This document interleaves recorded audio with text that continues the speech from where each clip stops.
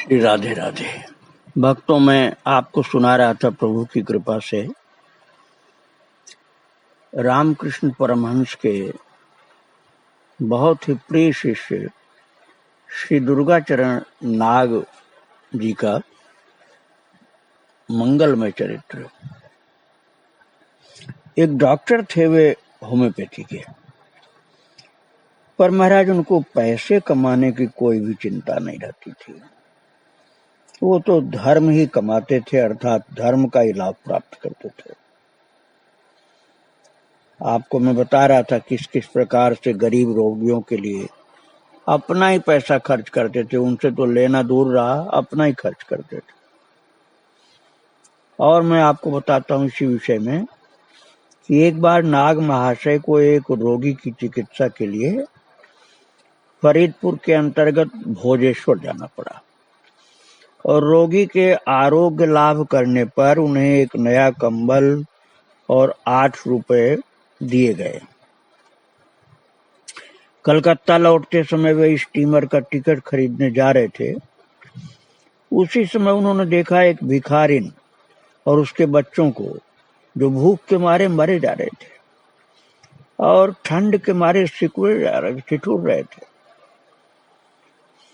तो उनका दुख उनसे देखा नहीं गया महाराज। उन्होंने कंबल और 8 रुपए भिखारिन को दे दिए। अब उनके पास केवल 7 आने पैसे थे, स्टीमर का टिकट खरीद नहीं सकते थे। उन्होंने पैदल ही कलकत्ता जाने का निश्चय किया। रास्ता लंबा था, बीच में बहुत सी नदी नाले ये सब पड़ते थे।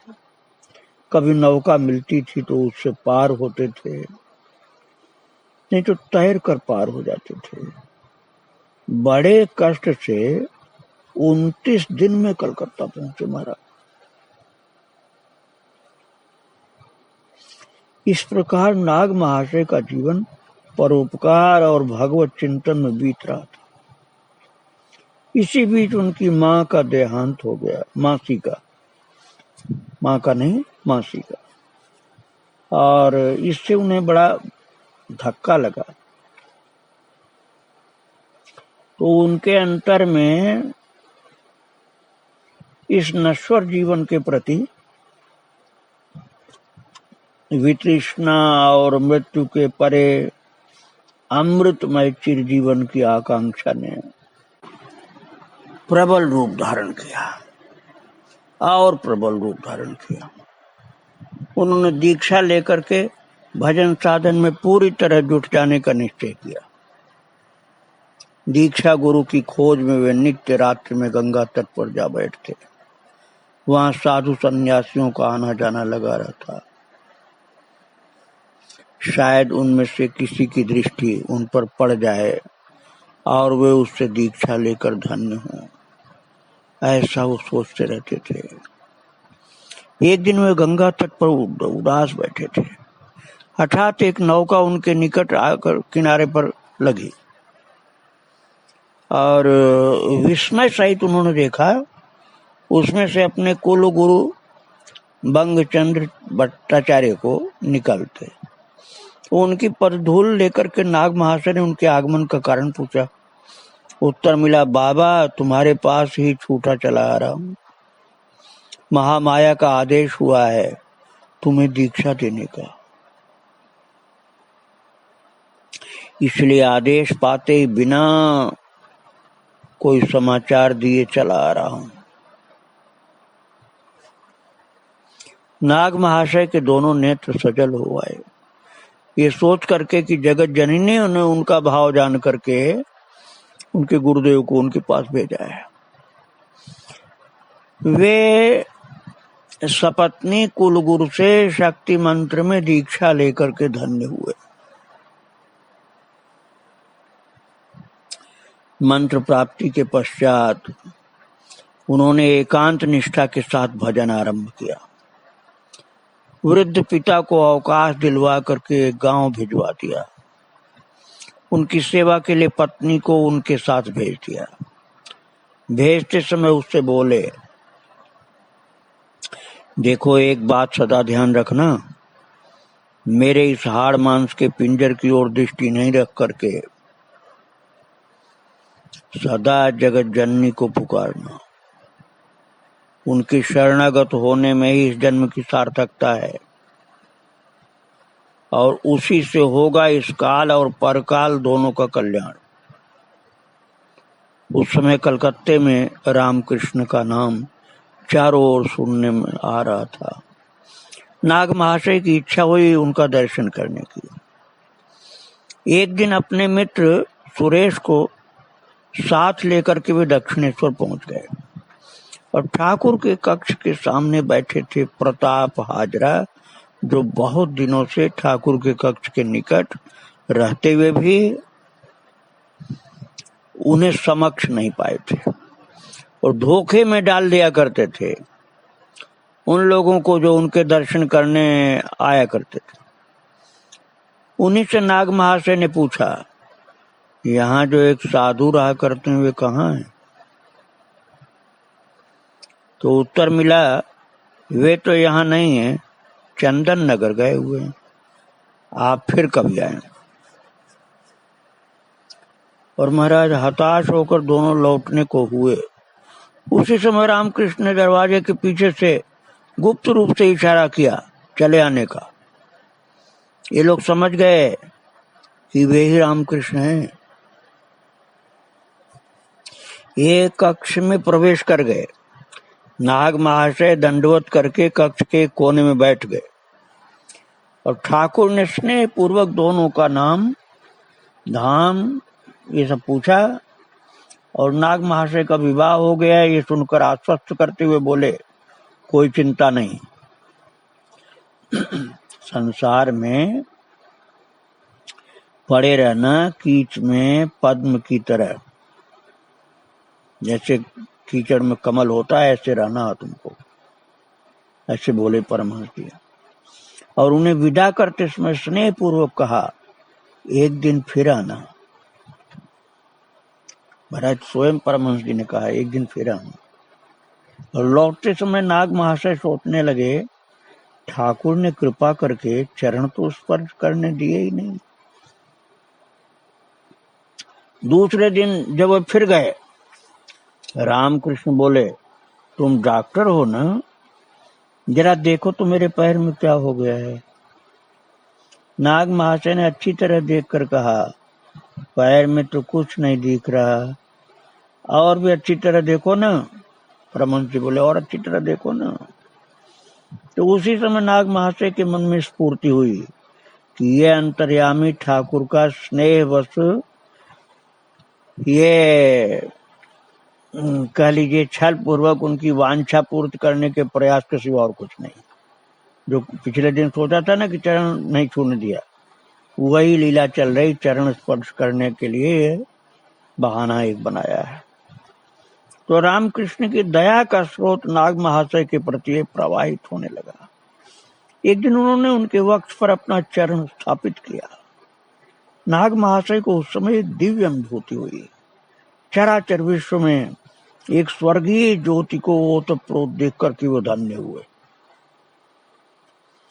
और एक दिन जब नाग महाशय ठाकुर के पास गए, ठाकुर का मतलब भक्त परमहंस जी, जब ठाकुर के पास गए तब वे किसी को लक्ष्य करके कह रहे थे, डॉक्टर,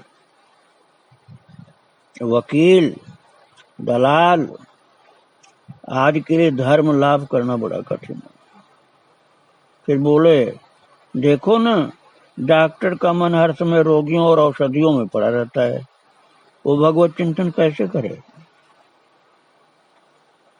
तो नाग महाशय को ये बात स्पर्श कर गई, क्योंकि उनके अनुभव से ठीक मेल खाती थी ये बात। उसी दिन लौट करके जब घर आए वो, तो महाराज उन्होंने डॉक्टरी की पुस्तकें, यंत्र और औषधियां गंगा में विसर्जन कर दी और गृह त्याग कर सन्यासी होने का निश्चय किया। एक दिन बाद वे गए ठाकुर के पास उनसे गृह त्याग करने की अनुमति लेने। उनके कक्ष में प्रवेश करते ही उन्होंने कहा, संसार आश्रम में दोष क्या है? जानते नहीं गृहस्थ में रहकर भजन करना किले में रहकर लड़ाई करने के समान है। ये सुन वैराग्य की जो अग्नि उनके भीतर सुलग उठी थी उस पर जैसे पानी पड़ गया। और ठाकुर के घर में रहकर भजन करने के आदेश का उल्लंघन तो करने का प्रश्न ही नहीं था। इसलिए नाग महाशय ने गृह त्याग करने का संकल्प छोड़ दिया, पर उनकी ईश्वर दर्शन करने की व्याकुलता कम न हुई। उसमें तो दिन प्रतिदिन और वृद्धि होने लगी। प्रभु के दर्शन के लिए व्याकुलता बढ़ती गई। इन्हीं दिनों नाग महाशय एक बार घर गए। घर के बाहर बरामदे में बैठे थे। बगल के घर में पड़ोसी की गाय बंधी थी। वो नाग महाशय के घर में लगी एक लौकी की बेल को चरने की कोशिश कर रही थी, पर खूंटे से बंधी होने के कारण उस तक पहुंच नहीं पा रही थी। तो नाग महाशय को उस पर दया आई। उन्होंने गाय को खोल दिया। वो बेल चरने लगी। पास बैठे पिता को ये देख करके गुस्सा आया। उन्होंने कहा, ये क्या किया? कमाई तो कुछ करनी नहीं, ऊपर से ये बर्बादी। डॉक्टरी छोड़ आया, अब खाएगा क्या? तो नाग महाशय ने कहा, भगवान जैसे भी हो जीवन रक्षा करेंगे, उसके लिए आप अपना माथा खराब नहीं करें। तो बोले, माथा खराब कैसे न करूं? तुझे नंगा फिरते और घास चबाते जो देखना होगा देख सकूंगा? अर्थात तेरे पास कपड़े नहीं रहेंगे, खाने को कुछ नहीं रहेगा, तो मैं कैसे देखूंगा तुझको? तो नाग महाशय ने कुछ उत्तर नहीं दिया, वहां से उठ करके चले गए। थोड़ी देर में आए, कपड़े सब उतार करके नंग धड़ंग और मुख से घास चबाते और बोले, पिताजी आपका वाक्य सत्य हुआ, आपकी दोनों आज्ञा का पालन मैंने किया। अब आपसे विनती करता हूँ कि आप वृद्धावस्था में संसार की चिंता बिल्कुल न करें, केवल बैठे बैठे हरिनाम जपा करें। पुत्र का ऐसा आचरण देख दीनदयाल घबरा गए। उन्होंने समझा कि भगवान भगवान करते करते लड़का पागल हो गया। पुत्र वधू को बुलाकर उसे सावधान करते हुए बोले, देखो उसके साथ समझ बूझ कर चलना, उसके विरुद्ध आचरण बिल्कुल नहीं करना। महाराज कलकत्ता लौट करके नाग महाशय दक्षिणेश्वर गए। उन्हें देखते ही रामकृष्ण ने कहा, देखो तुम घर में ही रहो, जैसे तैसे मोटा भात कपड़ा कुछ भी मिल जाएगा। घर में रहने से तुम्हारा कुछ भी बिगड़ेगा नहीं। लोग तुम्हें देख विस्मित होंगे। घर में दिन कैसे काटूंगा? और चिंता हुई इनको, नाग महाशय को। तो रामकृष्ण परमहंस बोले, तुम कुछ मत करना, केवल साधु संग करना बस। तो बोले नाग महाशय कि ठाकुर मैं तो नितांत मूर्ख हूं, साधु को पहचानूंगा कैसे? महाराज कई वर्ष बीत गए। रामकृष्ण की पार्थिव लीला समाप्त होने को आई। कैंसर रोग के कारण वे शैय्याशायी हो गए। एक दिन नाग महाशय उनकी शैया के निकट बैठे थे। उन्होंने उनसे निकट आने को कहा।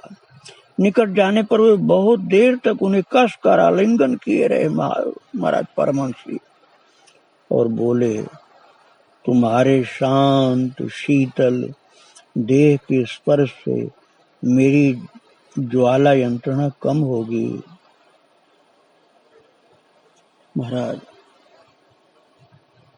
और एक दिन नाग महाशय को निकट बुलाकर उन्होंने कहा, देखो डॉक्टर कविराज तो चिकित्सा करते करते हार गए। तुम कुछ झाड़ फूंक नहीं जानते? जानते हो तो देखो, शायद कुछ उपकार कर सको। परमहंस जी महाराज नाग महाशय को बहुत चाहते थे, इसलिए बड़े भाव से ऐसा बोल रहे थे कि तुम कुछ झाड़ फूंक नहीं जानते हो क्या? जानते हो तो कुछ उपकार कर सको तो करो मेरे लिए। तो नाग महाशय का रामकृष्ण की शक्ति में अटल विश्वास था। वो उनकी शक्ति से शक्तिमान थे, उनकी यंत्रणा भी उन्हें असह्य हो रही थी। एक मुहूर्त में आविष्ट हुए बोले, हाँ, आपकी कृपा से मैं सब जानता हूँ, आपका रोग अभी दूर कर देता हूँ। महाराज, उपस्थित भक्तगण विस्मय पूर्वक नाग महाशय की ओर देखने लगे। वे रामकृष्ण की ओर आगे बढ़े। रामकृष्ण ने जान लिया कि नाग महाशय के भक्त हृदय का संकल्प अमोघ है, पर न जाने क्यों ठाकुर ने स्वेच्छा से अपने शरीर में ये रोग रख छोड़ा था। उन्होंने नाग महाशय को पीछे ढकेल दिया और कहा, जानता हूँ तुम कर सकते हो, ये रोग तुम दूर कर सकते हो। लेकिन ऐसा कह करके महाराज नाग महाशय को परमहंस जी ने पीछे ढकेल दिया, आगे नहीं आने दिया। और लीला संवरण करने के 2-4 दिन पूर्व रामकृष्ण ने पूछा भक्तों से, आजकल आंवला मिलेगा? मुख विस्वाद हो रहा है, आंवले से ठीक हो सकता है। तो भक्तगण एक दूसरे का मुख देखने लगे। एक ने कहा, आजकल आंवला कहाँ मिलेगा? पर नाग महाशय ने सोचा, ठाकुर का मन हुआ है आंवले को, तो कहीं अवश्य होगा। वे निकल पड़े आंवले की खोज में। 3 दिन तक बिना खाए पिए गांव-गांव में आंवले की तलाश में फिरते रहे। आखिर एक जगह मिल ही गया और आंवला ले हुए भाग गए रामकृष्ण परमहंस के पास बहुत तेजी के साथ। और रामकृष्ण आंवला पाकर बहुत प्रसन्न हुए। तब 3 दिन के बाद भूखे नाग महाशय को प्रसाद प्राप्त हुआ था। 3 दिन बाद भोजन किया था।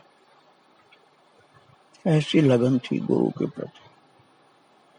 तो रामकृष्ण के लीला संवरण करने के पश्चात नाग महाशय देवघर चले गए। सोचा वहां एक स्वतंत्र दुनिया बनाकर एकांतवास करेंगे। पर परम साध्वी पत्नी ने कहा, देखो, अपने देह सुख के लिए मैंने कभी तुम्हें नहीं परेशान किया, आगे भी नहीं करूंगी। तब अलग कुटिया बनाने की आवश्यकता क्या है? जीवन संगिनी के इस आश्वासन पर नाग महाशय ने घर पर रहकर ही गृहस्थ सन्यासी की तरह जीवन यापन करने का निश्चय किया। नाग महाशय की पत्नी उनके संयम के संबंध में कहा करती, उनके शरीर या मन में भी कभी किसी प्रकार का मानवीय विकार नहीं देखा। सारा जीवन अग्नि कुंड में वास करते हुए भी उनका शरीर कभी दग्ध नहीं हुआ। पत्नी ऐसा बताती थी महाराज। एक आदर्श दंपत्ति के रूप में नाग महाशय और उनकी पत्नी रहने लगे। बहुत अद्भुत इनका पवित्र जीवन था। नाग महाशय ने अपने पिता को पाल चौधरी के यहाँ से अवसर दिलवाने के बाद कुछ दिन स्वयं उनकी जगह काम किया था। पीछे पाल चौधरी ने उसी जगह पर एक और आदमी को रख लिया था, इस शर्त पर कि उसे जो आमदनी होगी उसका आधा भाग नाग महाशय को दिया करेगा। तो नाग महाशय को उससे जो मिलता उससे उनका गुजारा किसी प्रकार चल जाता। कठिनाई तब होती जब कोई अतिथि आ जाता, पर वे और उनकी पत्नी दोनों ही स्वयं कष्ट उठाकर उसकी प्रसन्नता पूर्वक सेवा करती महाराज।